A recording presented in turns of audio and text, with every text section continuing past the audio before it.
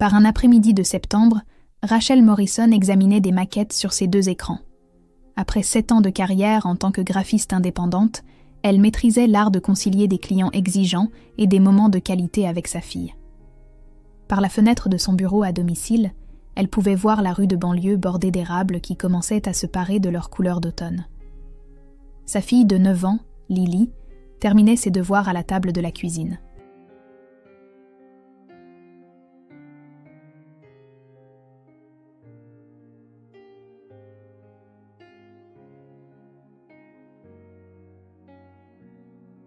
Le téléphone de Rachel vibra. Jennifer Hayes, sa meilleure amie depuis l'université. « Rachel, j'ai besoin de ton aide. » La voix de Jennifer portait une pointe de stress inhabituelle. « Est-ce que Maya peut rester chez toi pendant 2 semaines ? David a eu cette incroyable opportunité de travail à Boston, et nous devons y aller pour des entretiens et chercher un appartement. Tout s'est passé si vite. »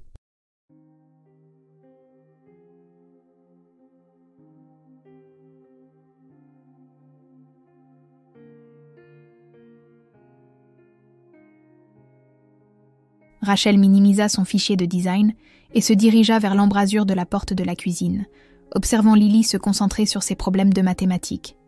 Bien sûr, Lily adorerait avoir Maya ici. Tu le sais bien. Tu me sauves la vie, Rachel. Vraiment. La voix de Jennifer se remplit de soulagement. Nous prenons l'avion demain matin. Je peux déposer Maya ce soir si ça t'arrange. Ce soir, c'est parfait.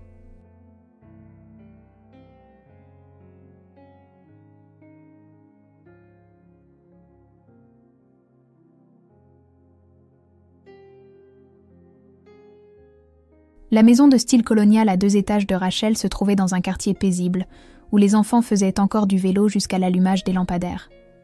Après la mort de son mari James dans un accident de voiture 4 ans auparavant, elle avait gardé la maison, transformant la chambre d'amis en bureau. Travailler depuis la maison lui permettait d'être présente pour Lily, ce qui comptait plus que tout. Ce soir-là, un SUV argenté se gara dans l'allée.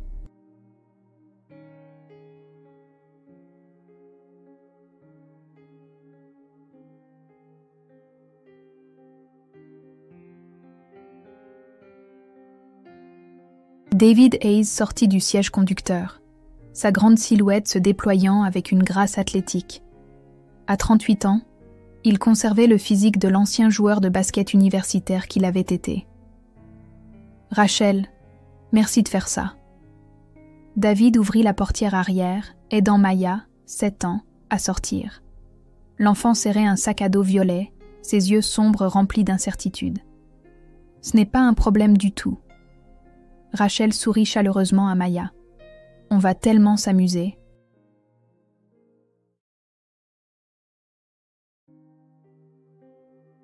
Jennifer se précipita du côté passager, serrant Maya dans une étreinte forte. « Sois sage pour tante Rachel, ma chérie. On appellera tous les jours. »« D'accord, maman. » Lily apparut sur le seuil. « Maya, j'ai préparé la chambre d'amis pour nous. J'ai une surprise. » L'expression nerveuse de Maya se transforma en un sourire timide. « Vraiment ? Viens voir. » Lily attrapa la main de Maya. David rit, un son riche et chaleureux. « Eh bien, c'était facile. »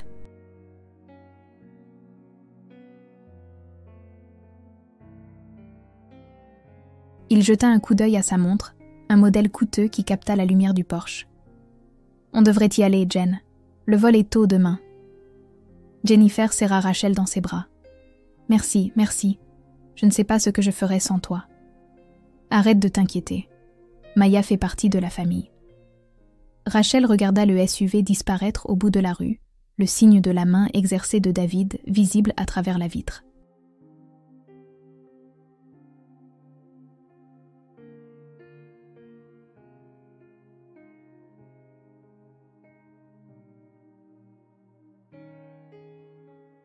Il avait toujours semblé être le partenaire parfait pour Jennifer. Conseiller financier à succès, beau-père attentif pour Maya, issu du précédent mariage de Jennifer, toujours tiré à 4 épingles. Jennifer l'avait rencontré 3 ans plus tôt lors d'une collecte de fonds caritative, et il avait fait irruption dans sa vie tel un héros de comédie romantique, apportant la stabilité après son divorce difficile. La première semaine se déroula dans un rythme paisible.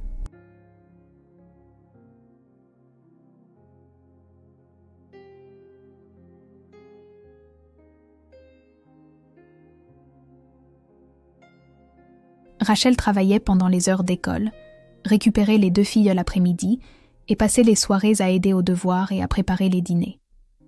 Maya se révéla être une invitée charmante, polie, serviable et s'habituant progressivement à la routine de la maison.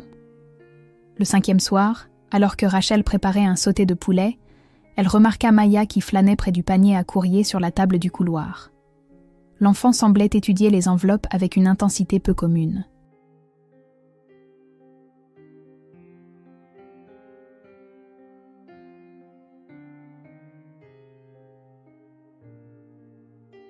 « Tu cherches quelque chose, ma puce ?» demanda Rachel en s'essuyant les mains sur un torchon.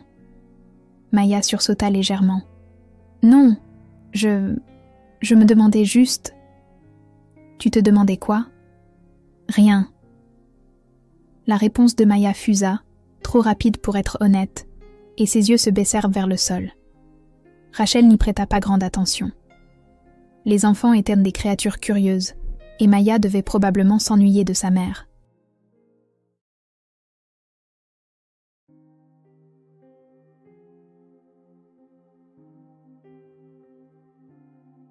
Jennifer avait déjà appelé 3 fois cette semaine, chaque conversation remplie de nouvelles excitantes sur des appartements potentiels et les entretiens prometteurs de David. Mais cette nuit-là, Rachel fut réveillée par des pas feutrés dans le couloir. Le réveil au chevet indiquait 1h47.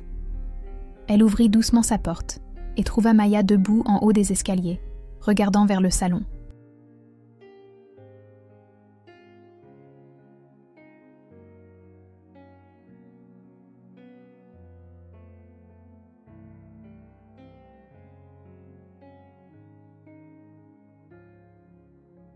Maya, qu'est-ce qui ne va pas, ma chérie ? L'enfant se retourna, et dans la faible lueur de la veilleuse, Rachel put voir des larmes couler sur son petit visage. J'ai fait un cauchemar. Rachel raccompagna Maya dans la chambre d'amis, l'abordant dans le lit jumeau à côté de celui de Lily. Tu veux en parler ? Maya secoua violemment la tête. Non, ça va, je vais bien. Mais elle n'avait pas l'air d'aller bien.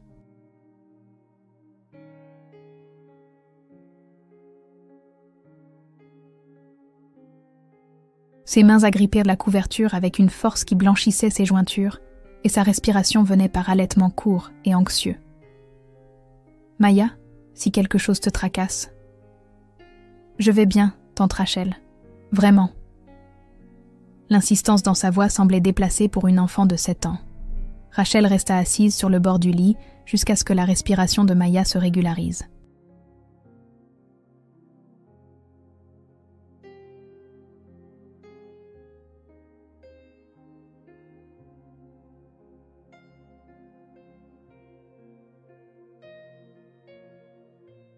Mais en quittant la pièce, elle aperçut le reflet de Maya dans la fenêtre, les yeux grands ouverts, fixant le vide. Le lendemain matin, Rachel trouva plusieurs enveloppes de son panier à courrier éparpillées sur le sol près de la porte d'entrée. Des factures, pour la plupart. Un relevé de compte. Rien d'important. Elle les ramassa, supposant qu'elles étaient tombées d'une manière ou d'une autre.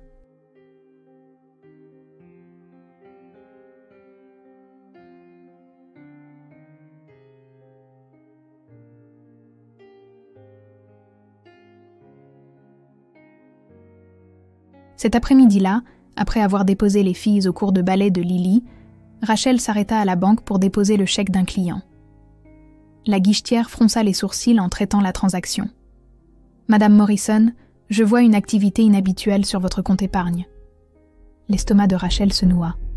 Quel genre d'activité ? Quelqu'un a tenté d'accéder aux informations de votre compte en ligne, plusieurs fois.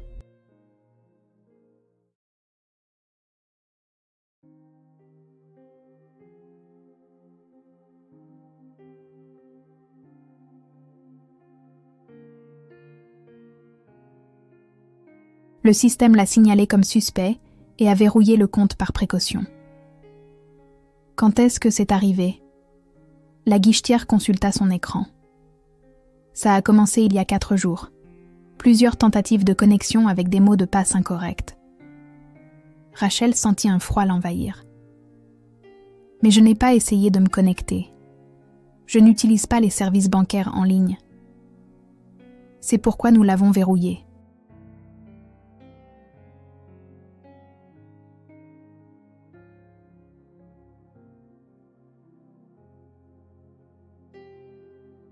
Vous devrez réinitialiser votre mot de passe et vos questions de sécurité. Je vous recommanderai également de vérifier votre dossier de crédit. Rachel quitta la banque avec un nouveau mot de passe, une brochure sur le vol d'identité et un sentiment de malaise grandissant. Il y a 4 jours. Exactement au moment où Maya avait commencé à agir étrangement. Ce soir-là, en préparant le dîner, Rachel observait Maya du coin de l'œil.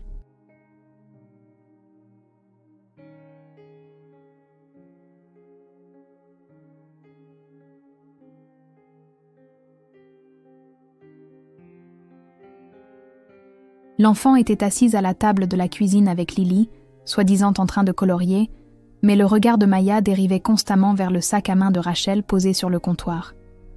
Après le dîner, Rachel trouva Maya dans son bureau. L'enfant se tenait figé près du bureau, l'ordinateur portable fermé de Rachel à quelques centimètres de ses petites mains. « Maya ?» La voix de Rachel sortit plus sèchement qu'elle ne l'aurait voulu. Maya se retourna brusquement. Son visage devint blême.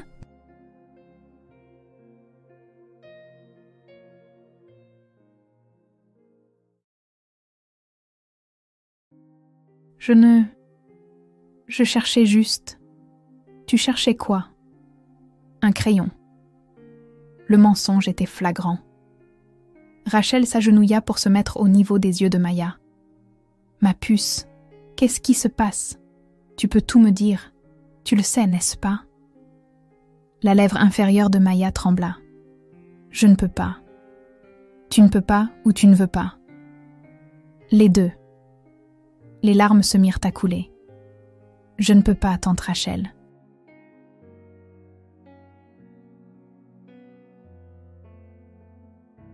Si je parle, quelque chose de grave va arriver. Un frisson parcourut l'échine de Rachel. Grave pour qui?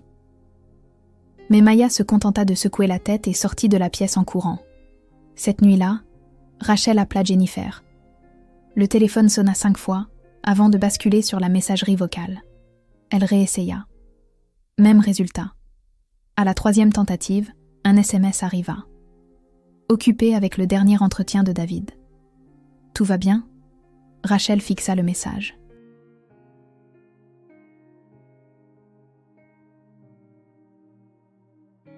Tout n'allait pas bien, mais elle ne pouvait pas l'expliquer par texto. Elle répondit « Appelle-moi quand tu pourras ». Rien d'urgent, juste pour prendre des nouvelles. La réponse fut immédiate « Je le ferai. Probablement demain. Boston est incroyable d'ailleurs. » Rachel était allongée dans son lit, incapable de dormir.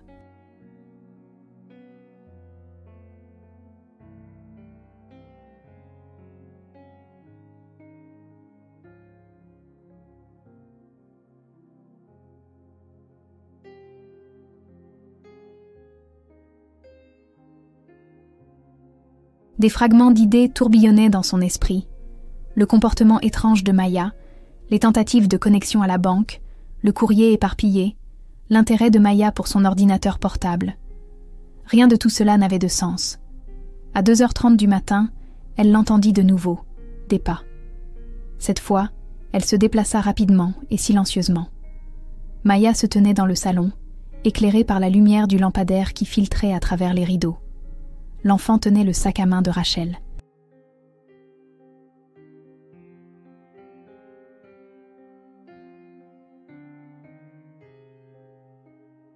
Maya. Rachel alluma une lampe. Maya laissa tomber le sac à main comme s'il la brûlait. « Je suis désolée.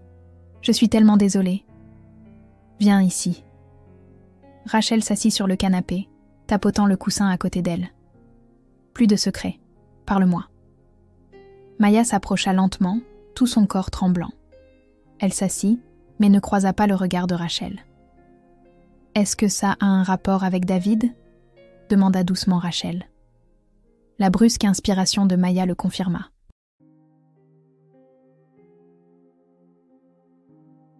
« Qu'est-ce qu'il t'a demandé de faire, Maya ?» Il n'a rien demandé.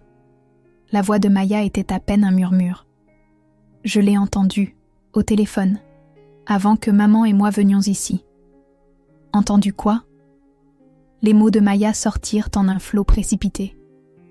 Il était dans son bureau. Je suis allée lui demander quelque chose, mais la porte était un peu ouverte, et il parlait au téléphone. Il a dit ton nom, tante Rachel. Il a dit... Sa voix se brisa.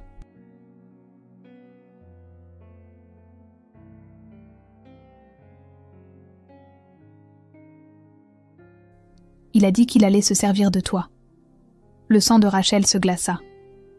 Se servir de moi comment ? Je ne sais pas exactement. Mais il a parlé de tes informations bancaires, ton numéro de sécurité sociale. Il a dit qu'une fois que Maya resterait là-bas, ce serait facile. Il a dit que tu fais confiance à Jennifer, donc tu lui ferais confiance. La pièce sembla vaciller. Quand as-tu entendu ça ? La nuit avant qu'on vienne ici. Je n'arrivais pas à dormir. J'étais inquiète de quitter maman. Puis je l'ai entendu dire toutes ces choses. Des larmes coulaient sur le visage de Maya. Je ne savais pas quoi faire.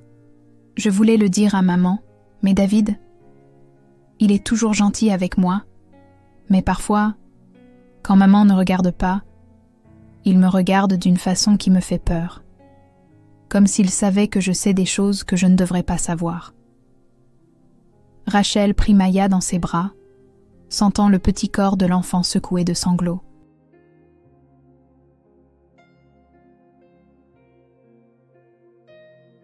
Tu aurais dû me le dire plus tôt. J'avais peur. Il a dit au téléphone que si quelqu'un découvrait, il s'assurerait que la personne qui gâcherait tout le regretterait. Et puis, il m'a regardée, tante Rachel. Quand je retournais dans ma chambre, il est sorti et m'a vue dans le couloir. Il m'a demandé si j'avais besoin de quelque chose, et j'ai dit non. Et il a souri, mais ce n'était pas un gentil sourire. C'était comme s'il me mettait en garde.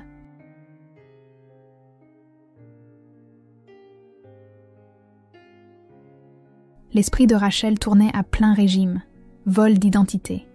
C'est ce que David préparait. Utiliser la présence de Maya chez Rachel pour accéder à ses informations personnelles. Mais pourquoi ? David avait une carrière réussie, du moins c'est ce que tout le monde croyait. Maya, est-ce que David t'a déjà demandé de faire quelque chose ?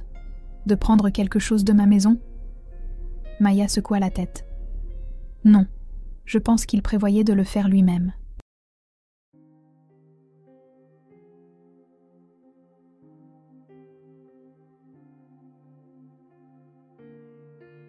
C'est pour ça qu'il a voulu me déposer personnellement.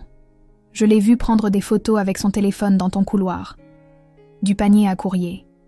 Et plus tard, je l'ai entendu dire à maman qu'il devait revenir dans quelques jours pour déposer des affaires de Maya qu'il avait oublié de prendre. Tout se mit en place avec une clarté écœurante.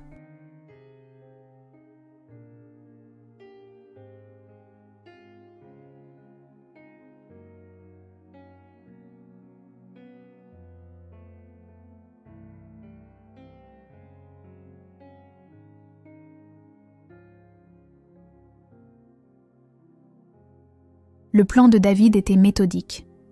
Placer Maya chez Rachel pour établir une raison légitime à sa présence et à son accès, puis utiliser cet accès pour recueillir ses informations personnelles. Les tentatives de connexion à la banque avaient probablement été son premier test. « Maya, tu n'as rien fait de mal. Tu as été si courageuse de me le dire. » Rachel recula pour regarder le visage de l'enfant taché de larmes. « Mais nous devons l'arrêter. » « Comment ?» Rachel réfléchit rapidement.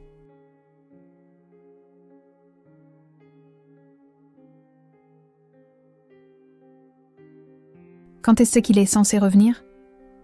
Demain. Il a envoyé un texto à maman ce soir. Je l'ai vu sur son téléphone avant de me coucher. Il a dit qu'il passerait demain après-midi avec les choses dont j'ai besoin. Demain.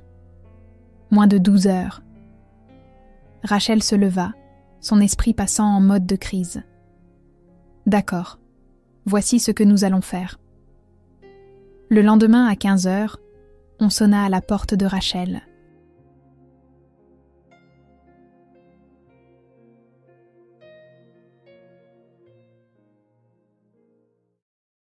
À travers le Judas, elle pouvait voir David sur le porche, tenant un petit sac de sport et arborant son sourire confiant caractéristique. Dans son autre main, il tenait son téléphone. Rachel ouvrit la porte. « David, Jennifer ne m'avait pas dit que tu passais. » Décision de dernière minute. Son sourire ne faiblit pas. J'ai trouvé un tas d'affaires de Maya qu'on avait oublié de prendre. Je me suis dit que j'allais les déposer, puisque j'étais dans le coin pour un rendez-vous client.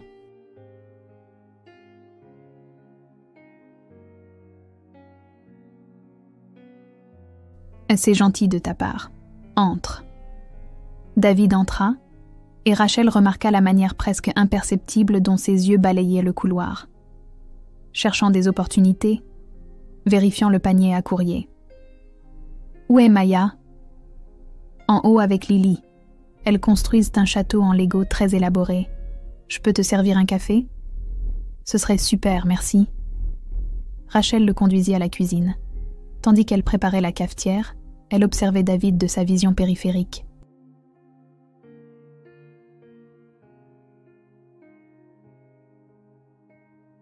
Il posa le sac de sport sur une chaise, mais garda son téléphone en main, tenu nonchalamment mais positionné comme s'il pouvait prendre des photos. « Alors, comment se passe Boston pour vous ?» Rachel garda un ton léger et amical. « Fantastique. Jennifer est en train de tomber amoureuse de la ville. Je pense que ce déménagement va nous faire beaucoup de bien. » Les yeux de David dérivèrent vers le bureau de la cuisine, où Rachel laissait parfois des papiers.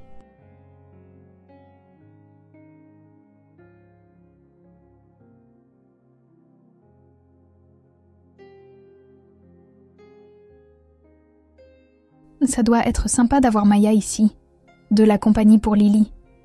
Ça a été merveilleux. Rachel versa du café dans 2 tasses. D'ailleurs, il s'est passé un truc drôle à la banque l'autre jour. La main de David se resserra de manière presque imperceptible autour de son téléphone. Ah oui ? Quelqu'un a essayé d'accéder à mes services bancaires en ligne. Plusieurs fois. Étrange, n'est-ce pas ? Je n'utilise même pas les services bancaires en ligne.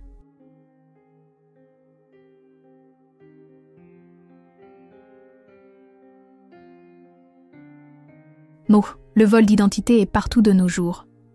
La voix de David resta douce, mais Rachel remarqua un muscle tressaillir dans sa mâchoire. Tu devrais probablement geler ton crédit. C'est déjà fait, et j'ai changé tous mes mots de passe, mis en place des mesures de sécurité supplémentaires. Rachel lui tendit une tasse. La banque a dit que les tentatives ont commencé il y a environ 4 jours. Pile au moment où vous êtes parti. Étrange coïncidence, non ? David sirota son café.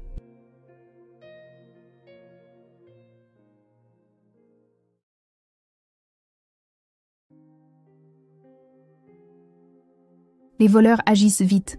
Ils ont probablement obtenu tes informations d'une manière ou d'une autre et ont frappé quand ils le pouvaient. Peut-être. Rachel s'appuya contre le comptoir. Ou peut-être qu'ils avaient un accès de l'intérieur. La température de la pièce sembla chuter. David posa sa tasse avec précaution. « Qu'est-ce que tu insinues ?»« Je n'insinue rien. Je pense juste à voix haute. » Rachel maintint le contact visuel.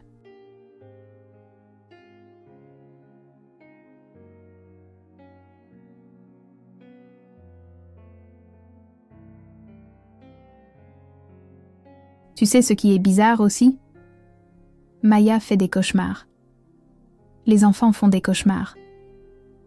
Ceux-là sont spécifiques, sur les secrets, sur le fait d'entendre des choses qu'elle ne devrait pas entendre. Le visage de David resta neutre, mais ses jointures blanchirent autour de la tasse. Rachel, de quoi s'agit-il exactement? Inspecteur Morrison, vous pouvez entrer maintenant, appela Rachel.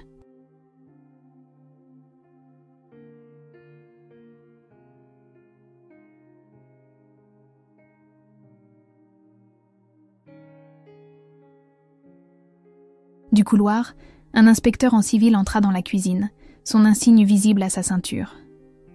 Derrière lui venait un officier en uniforme. David Hayes. La voix du détective était pleine d'autorité. David se leva lentement. « Qu'est-ce qui se passe ?»« Monsieur Hayes, nous devons parler de certaines activités suspectes liées à une fraude financière et une tentative de vol d'identité. » Rachel vit la couleur quitter le visage de David. « C'est ridicule. Je n'ai rien fait. »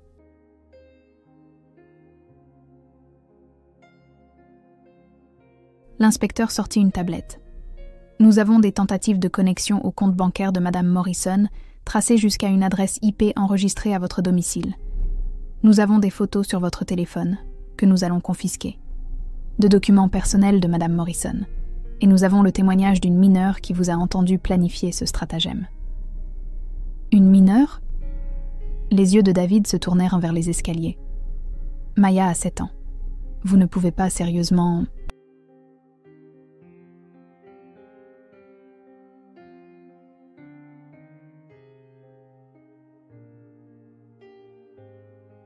Elle a 7 ans, et elle est assez intelligente pour savoir ce qui est bien et ce qui est mal. La voix de Rachel était stable mais dure. Elle était terrifiée, David. Terrifiée par toi. Une enfant qui aurait dû pouvoir faire confiance à son beau-père avait peur de parler à cause de tes menaces.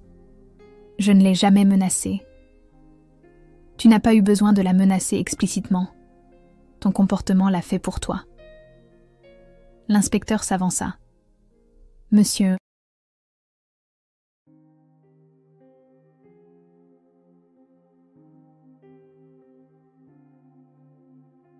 Hayes, nous avons aussi enquêté sur votre situation financière.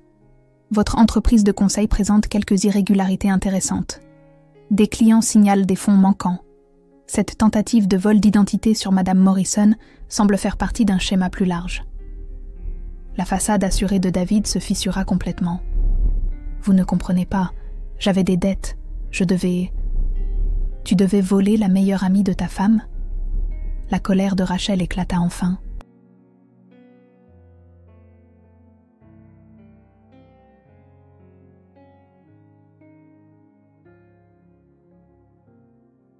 Tu devais utiliser la présence d'une enfant chez moi comme couverture pour une fraude? Jennifer ne sait rien de tout ça, dit rapidement David. Elle est innocente. Je sais qu'elle l'est. La voix de Rachel s'adoucit légèrement. Je l'ai appelée ce matin. Je lui ai tout dit. Elle rentre par avion ce soir. David s'affaissa contre le comptoir. L'inspecteur s'avança avec des menottes. Monsieur...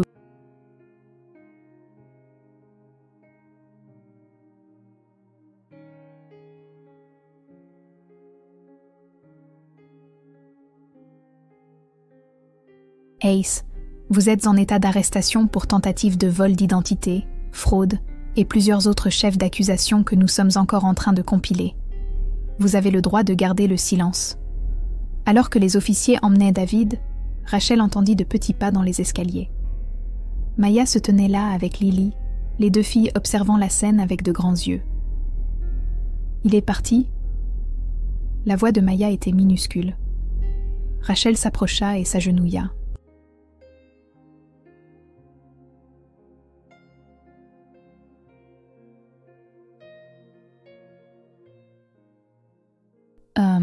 Il est parti, ma chérie, et il ne pourra plus faire de mal à personne. J'ai fait quelque chose de mal, en le dénonçant? Non, Maya. Rachel serra les deux filles dans ses bras. Tu as fait quelque chose d'incroyablement courageux. Tu m'as protégée. Tu as protégé ta maman. C'est ce que fait la famille. Ce soir-là, la voiture de location de Jennifer se gara dans l'allée. Elle fit irruption par la porte et enveloppa immédiatement Maya dans ses bras.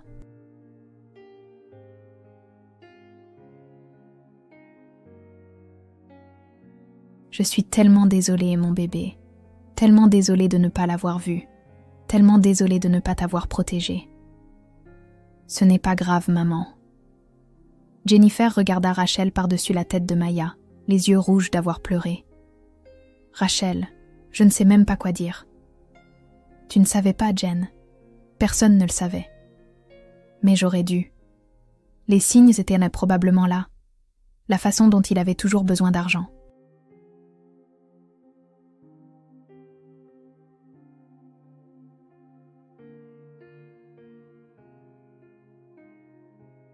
Ces investissements d'affaires qui n'avaient jamais vraiment de sens. J'étais si désespérée d'offrir une famille stable à Maya que j'ai ignoré mon instinct. Rachel prit la main de son ami. Il était doué pour le cacher. C'est ce que font les escrocs. Plus tard dans la nuit, après que Maya se soit endormie, Rachel et Jennifer étaient assises sur la terrasse arrière avec du thé. L'air de septembre portait les premiers frissons de l'automne approchant.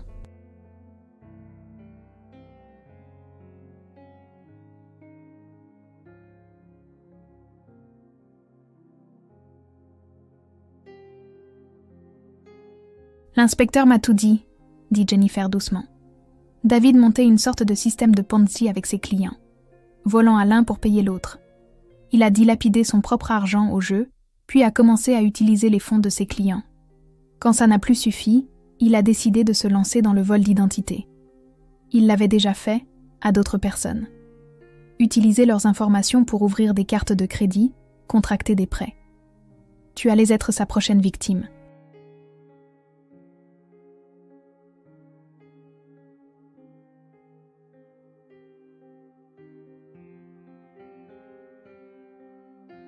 Rachel encaissa l'information. Depuis combien de temps ? Au moins 2 ans, peut-être plus. Les mains de Jennifer tremblaient autour de sa tasse. J'ai partagé un lit avec cet homme. Je l'ai laissé entrer dans la vie de Maya. Et je n'avais aucune idée que c'était un criminel. Jen, regarde-moi. Rachel attendit que son amie croise son regard. Ce n'est pas ta faute. Tu as fait confiance à quelqu'un qui semblait digne de confiance.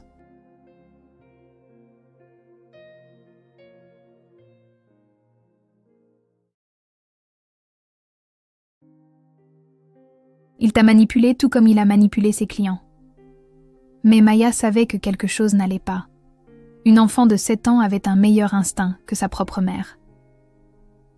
Maya a entendu quelque chose de spécifique par accident, et même là, elle avait trop peur pour parler jusqu'à ce qu'elle se sente assez en sécurité. Les enfants n'ont pas le contexte que nous avons. Ils sentent juste le danger. Jennifer essuya ses larmes. Elle t'a sauvée, Rachel.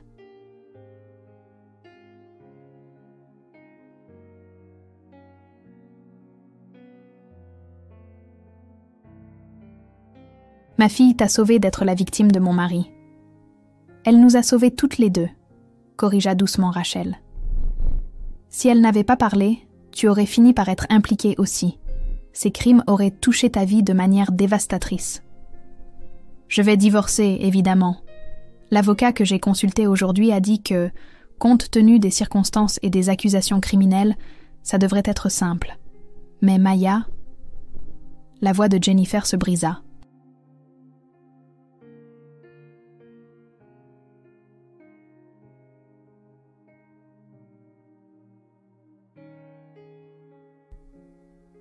Elle a déjà traversé tant de choses. Le départ de son père biologique, puis David qui s'avère être. Elle t'a toi. Elle nous a, Lily et moi. Elle a des gens qui l'aiment vraiment et qui la garderont en sécurité. Rachel serra la main de Jennifer. C'est de ça qu'elle se souviendra. Pas de la trahison, mais des gens qui étaient là pour elle quand elle en avait besoin. 3 mois plus tard, par un après-midi glacial de décembre, on sonna à la porte de Rachel.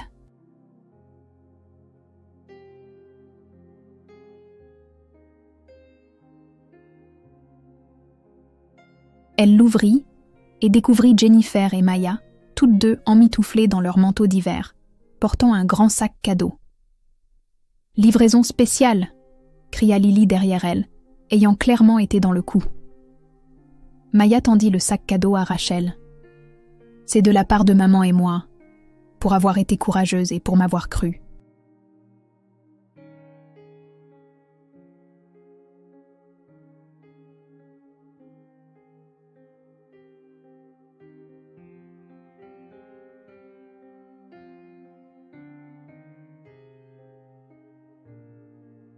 À l'intérieur se trouvait une magnifique photo encadrée. Une que Rachel avait prise des années auparavant d'un coucher de soleil sur le lac, où elle et Jennifer emmenaient de leur fille. Mais dans le coin, de l'écriture soignée de Maya, 7 ans, étaient inscrits les mots « La vraie famille ». Rachel sentit les larmes lui piquer les yeux. « C'est parfait. Le procès de David est en février », dit Jennifer alors qu'elle s'installait dans le salon avec du chocolat chaud.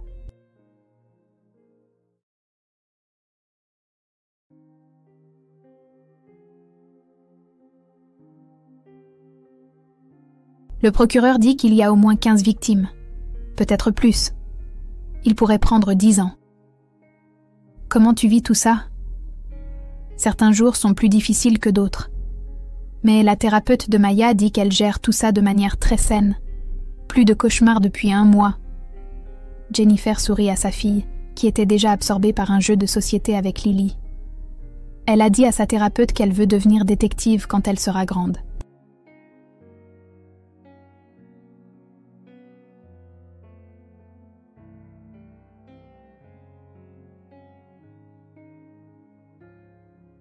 Parce que les détectives protègent les gens. Rachel regarda Maya rire de quelque chose que Lily avait dit, observa la joie pure de l'enfance qui était revenue sur son visage. Elle est déjà une détective. Elle a résolu l'affaire avant même que nous sachions qu'il y en avait une. Ce soir-là, alors que la neige commençait à tomber dehors, elles étaient toutes les 4 assises ensemble à regarder un film. Maya s'était endormie contre l'épaule de Rachel et Lily somnolait contre Jennifer.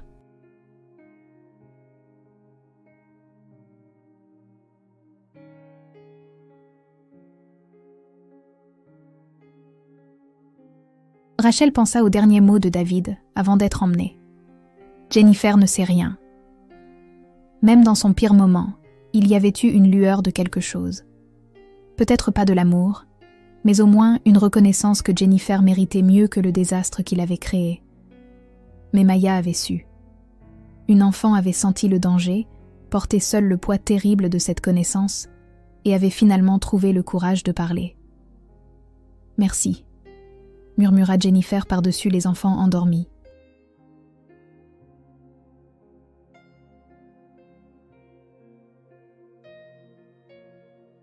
Pourquoi? D'être le genre de personne avec qui Maya s'est sentie assez en sécurité pour parler. De ne pas l'avoir rejetée comme une enfant confuse. D'avoir cru une fillette de 7 ans plutôt qu'un adulte à succès. Rachel caressa doucement les cheveux de Maya. Elle ne m'a pas vraiment laissé le choix. La vérité était écrite sur son visage. Je n'avais qu'à y prêter attention. Je ne cesserai plus jamais de prêter attention, dit Jennifer avec ferveur. Jamais.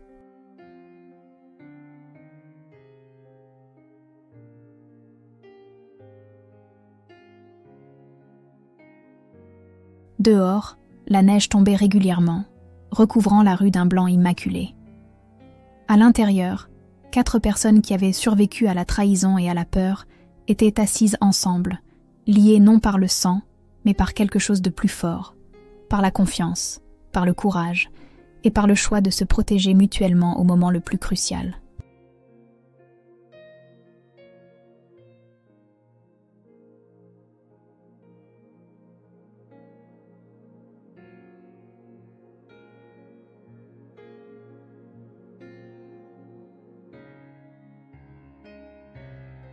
Maya remua légèrement dans son sommeil et Rachel sentit sa petite main agripper sa manche.